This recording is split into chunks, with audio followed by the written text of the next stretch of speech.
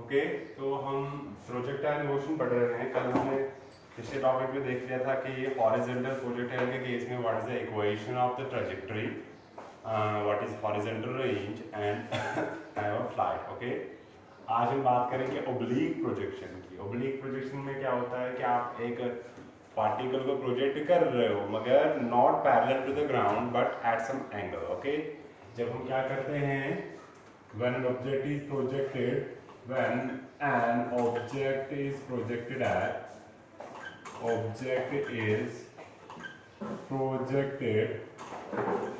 to some angle with respect to ground, then it's called as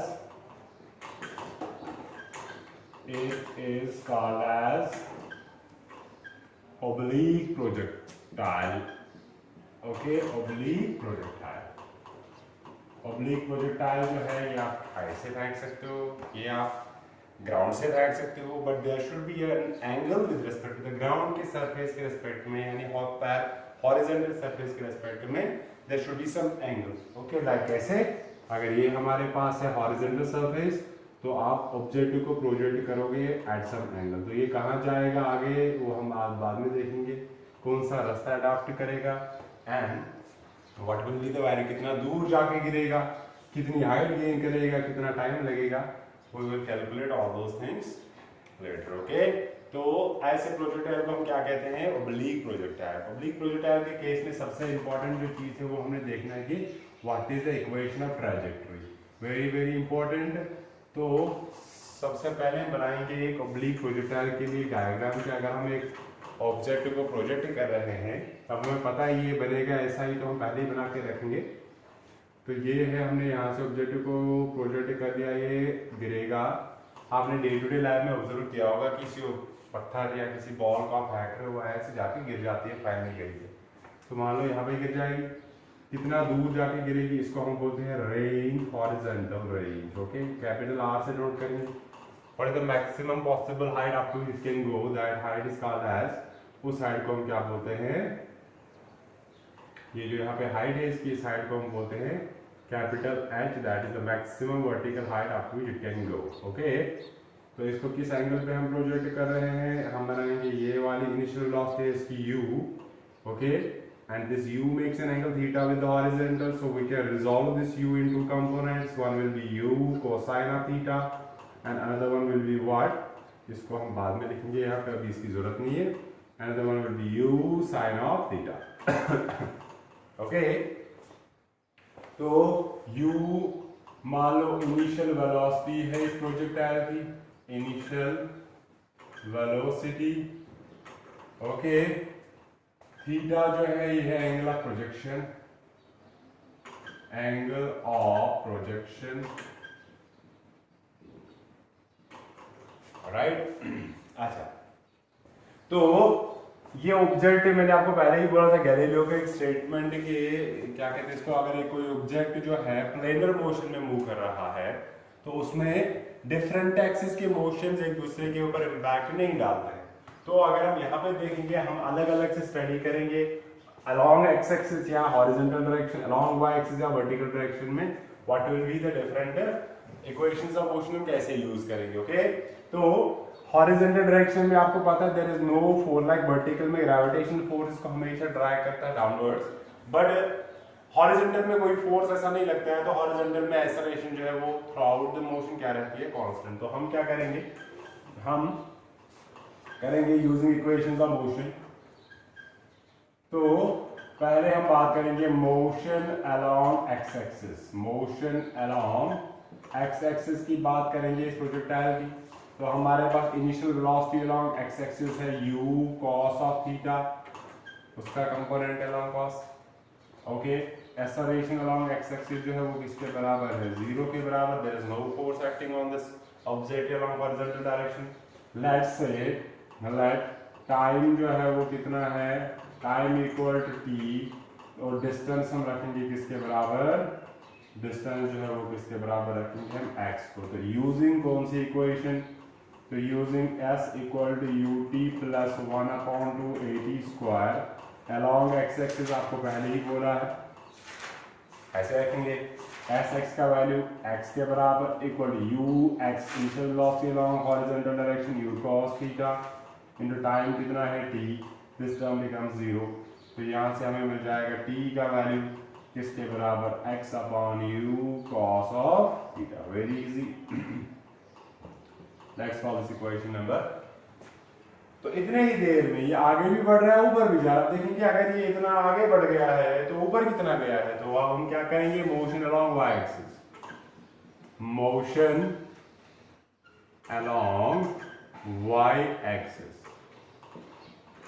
motion along y axis के case में देखेंगे हम क्या use करेंगे। हम हमारे पास initial velocity along y axis जो है वो है u sin of theta. Okay, acceleration along y axis जो है वो किसके बराबर है, वो है अब अपवर्ड जा रहा है तो it's going against the gravitational force to be minus. Okay, time हमारे पास सेम है, टाइम रखेंगे हम t, तो हम देखेंगे डिस्टेंस जो है सपोज कर लो वो हम रखेंगे किसके बराबर y। इजी हो जाता है, एस वाई भी लिख सकते हो आप, एस एक्स लिख सकते हो आप, बट ऐसे इजी होगा।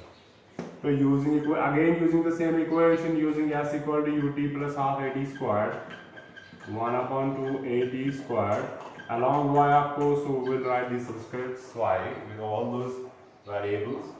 So sy will come out to be y equals initial velocity along y direction is u sin of theta into time t minus 1 upon 2 y minus, because this ay is negative, so we will write this dt squared. Very easy. Okay, तो हमारे पास एक general equation बन जाएगी। हम क्या करेंगे, put value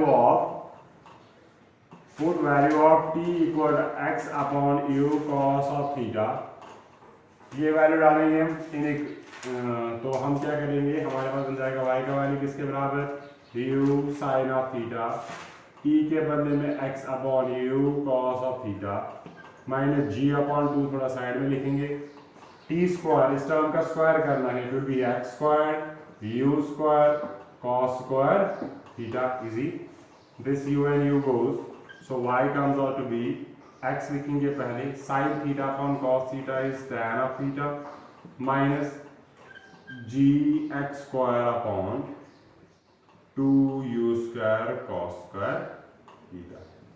this is the equation of trajectory. किस case में, अगर एक ऑब्जेक्ट जो है ओब्लिक प्रोजेक्शन में चल रहा है। Alright, you can write this equation in these terms also. If you convert this 1 upon cosine into sec, so we'll get x tan of theta minus g upon 2u square, ऊपर आएगा x square sec square theta, because 1 upon sec is cos और 1 upon cos is, you can write it this way. आप clearly देख सकते हैं जो equation बन गई है यहाँ पे, this equation has two variables, one is x and the other is y, others are constant. The theta initial angle constant, g and u initial velocity, all are fixed. There are only two variables. We can write it in this equation keeping others constant. पहले ये वाली term लिखेंगे with a negative, इसके साथ कुछ constant है x square, फिर क्या है प्लस another constant k1 लिखेंगे, k2 लिखेंगे, x। खाली अंडरस्टैंड कराने के लिए कि that this is a quadratic equation in x. And for all the forms of quadratic equation, the graph is always a parabola. तो ये जो है, it is a quadratic equation. It is a quadratic equation. Okay, and you know quadratic equation. Therefore, its graph will be, graph is parabola. अगर इसका graph parabola है, that's why the object जो है that it follows a parabolic path. Parabola जैसा बन जाता है, अगर आप इस इक्वेशन को प्लॉट करोगे तो you will get this graph. Okay, so that is this equation. So we have what? अगर हम देखेंगे इसको यहाँ पे, we have this, यहाँ पे लिखेंगे हम, इसके आगे लिखेंगे हम यहाँ पे कि therefore the projectile follows a parabolic path. Projectile follows a parabolic path, and the equation of trajectory is given by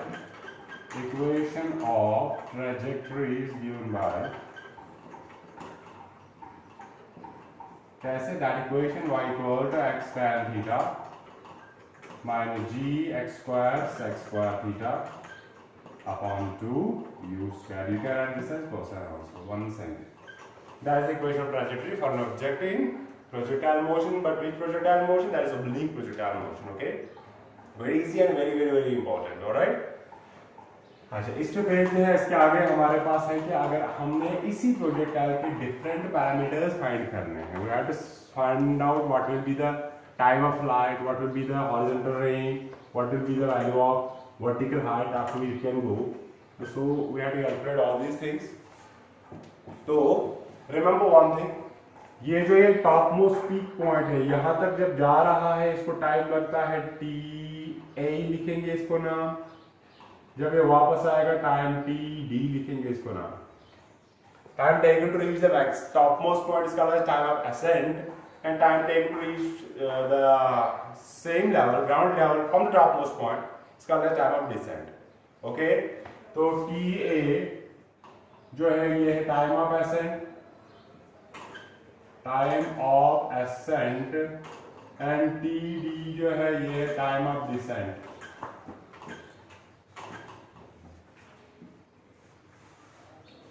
alright, ये होता क्या है, time taken to reach the top most point, time taken to reach the same horizontal level from the top most point. Alright, and you can prove it by using simple equations that time of ascent is equal to time of descent। ये दोनों equal होते हैं, आप prove कर सकते हो। Initial velocity यहाँ पे ले लो कुछ हॉरिजॉन्टल डायरेक्शन में, यहाँ पे देखो यहाँ तक पहुंचने के लिए फाइनल वेलोसिटी जो है यहाँ पे हॉरिजॉन्टल डायरेक्शन में 0 होनी चाहिए। एक बताऊंगा, दूसरा फाइंड कर सकते हो, जरूरी नहीं है आपने पता होना चाहिए। अगर हम देखेंगे किस डायरेक्शन में, वर्टिकल डायरेक्शन में, अलोंग वाई एक्सिस की बात करेंगे, वाई एक्सिस में इनिशियल वेलोसिटी है किसके बराबर, u sin of theta. Okay, यहां जब पहुंचेगा टॉप मोस्ट पॉइंट, अभी और ऊपर नहीं जा रहा है, अगर ऊपर नहीं जा रहा है तो फाइनल वेलोसिटी जो है वो कितनी होगी, 0। एक्सेलरेशन का वैल्यू जो है वो किसके बराबर है, नेगेटिव g के बराबर। तो आप करो v equal to u plus at equation use, final velocity 0, u sin theta minus g into t। तो टाइम ऑफ एक्शन का वैल्यू निकालोगे u sin थीटा मान दी, फिर यहां से यहां तक लगा लो, फिर से यही इक्वेशन, फाइनल वेलोसिटी क्या आएगी, इनिशियल के बराबर, इनिशियल वेलोसिटी है 0, आपको टाइम फिर से एग्जैक्टली सेम रहेगा। ओके, तो ये प्रूव करने की जरूरत नहीं है, आप अपने हिसाब से कर सकते हो अपने जनरल इंफॉर्मेशन के लिए। तो time of ascent and time of descent जो है वो क्या होते हैं, सेम होते हैं। तो हम पहले ही बात करेंगे फिर किसकी, time of flight. Time of flight को कैपिटल टी से यूजुअली नोट करते हैं। ये होता क्या है, time during which the projectile is in air, projectile is in air.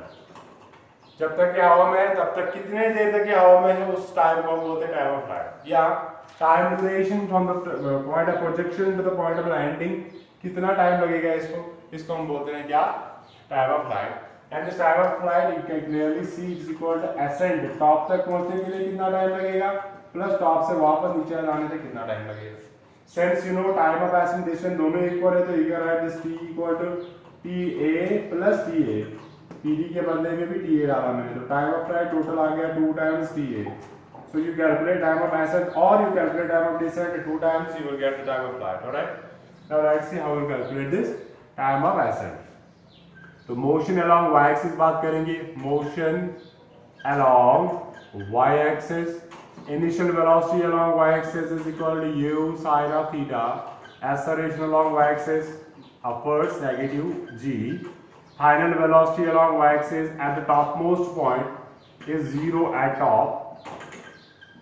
top point, alright, because अगर ये फर्दर ऊपर नहीं जा रहा है मतलब यहाँ पे वेलोसिटी की खत्म। तो यूजिंग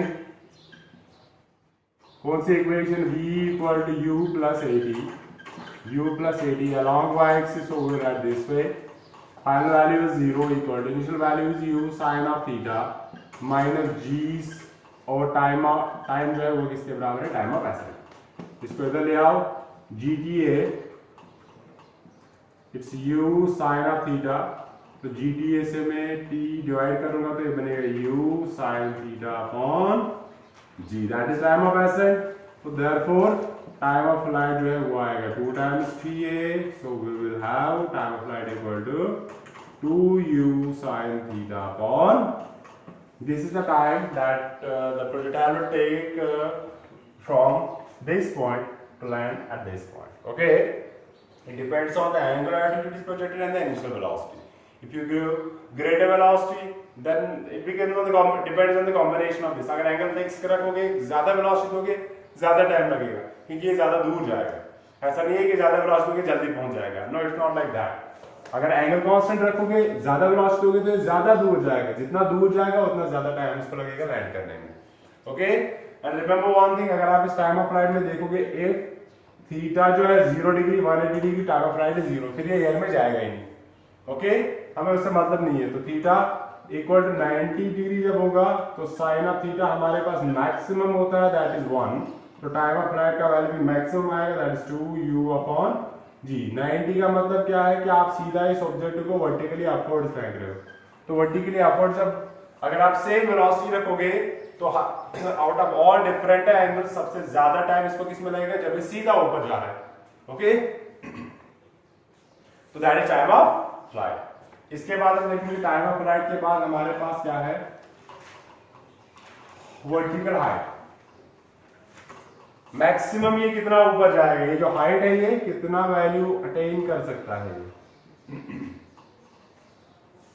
वर्टिकल हाइट के लिए हमारे पास क्या है, हम यूज करेंगे इक्वेशन कौन सी वाली, h/ut plus half at square along y axis. Okay, तो हम बात करेंगे वर्टिकल हाइट की. Vertical height capital H.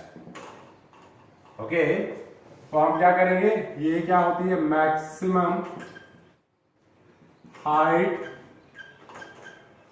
या maximum height on the path of projectile. Path of projectile में जो सबसे टॉप मोस्ट पॉइंट है उसको हम बोलते हैं क्या, वर्टिकल हाइट. ओके, तो हम क्या करेंगे, using s equal to ut plus 1/2 at square. किस डायरेक्शन में यूज करेंगे हम ये, along y एक्सिस. तो किस किस पॉइंट के बीच में, between point of projection to top most point. यहां से लेके यहां तक ये इक्वेशन यूज करेंगे. हमारे पास s का वैल्यू होगा h के बराबर. इनिशियल वेलोसिटी जो है it's u sin theta. Time जो है that is time of accent, वो किसके बराबर अभी आ गया हमारे पास, u sin theta upon g के बराबर आ गया. इजी. तो हम ये एक्सेलरेशन का वैल्यू आपको पता ही है, acceleration is equal to -g. तो हम इक्वेशन यूज करके देखेंगे. h आ गया, u है u sin थीटा, टाइम है u sin theta upon g, minus 1/2 into g, तो g अपॉन 2 लिखेंगे. टाइम का अगेन स्क्वायर, तो इस टर्म का स्क्वायर करेंगे, बनेगा u square sin square theta upon g square बनेगा ये. Easy. This is 2 time multiplied, so it's u square sin square theta upon g minus g, एक square cancel, it's u square sin square theta upon 2g. Same term, ये इसका half है तो separate करके half बच जाएगा, तो it's u square sin square theta upon 2g. That is the maximum vertical height up to which the object can go if it is projected at an angle theta with a velocity u. Okay, इसके भी different case है, maximum value कब आएगा, minimum value कब आ जाएगा, and all that वो आप देख सकते हो डिफरेंट एंगल्स पे. कैसे कि अगर आपके पास क्या होगा, थीटा का वैल्यू जो है 40, देखो 90 थीटा पे डिपेंड करता है. थीटा अगर 90 डिग्री होगा तो साइन ऑफ थीटा होगा 1 के बराबर. In that case height will be maximum. Possible value इसी पे आएगा, कितना आएगा, u square upon 2g. Okay, उस केस में क्या आया था, 2u अपॉन g. ओके, इस केस में u स्क्वायर अपॉन 2g आ गया था. तो ये हो गया हाइट. और लास्ट वाला जो है इसमें हो गया है जिसको हम बोलते हैं हॉरिजॉन्टल रेंज, कितना दूर जाके गिरेगा ये. तो वो हम कैसे फाइंड करेंगे,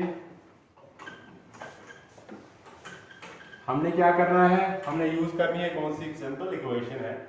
तो अब हम बात करेंगे हॉरिजॉन्टल रेंज.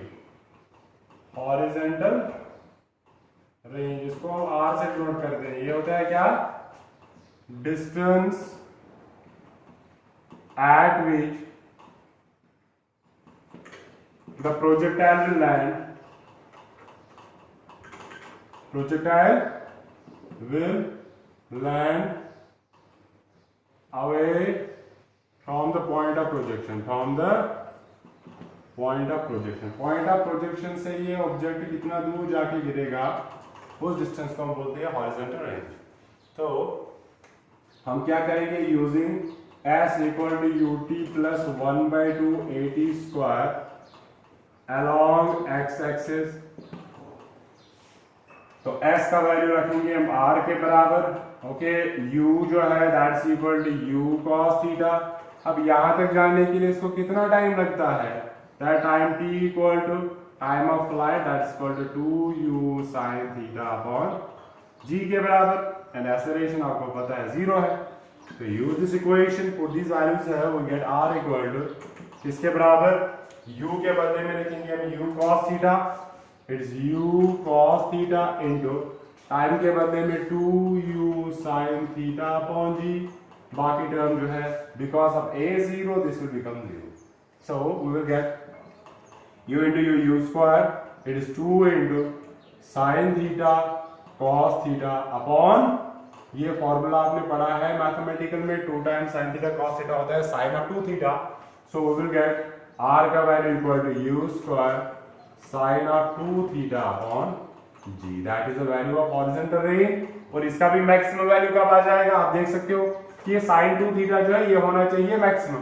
तो अगर हम थीटा रखेंगे 45 डिग्री, ओके, 2 थीटा बन जाएगा 90 डिग्री, sin ऑफ 2 थीटा जो है वो बन जाएगा 1 मैक्सिमम वैल्यू। तो रेंज का वैल्यू भी आएगा maximum, that is u square upon g।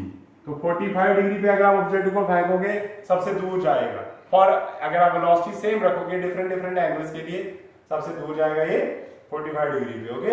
यही इक्वेशन यूज करता है, अगर आपने धमाल मूवी देखी है तो वहां पे यही डिटेक्टिव जो है यही इक्वेशन यूज करता है गाड़ी को जंप कराने के लिए, ओके। अगर हम इसको 80 degree 80 kilometre per hour rotate करेंगे, 45 पे रोटेट करेंगे, okay. You can watch that movie and you can learn this day-to-day life applications. All right, that's all about horizontal range, vertical height and diaphragm and the equational trajectory for a projectile motion. All right, next हम देखेंगे circular motion. Okay.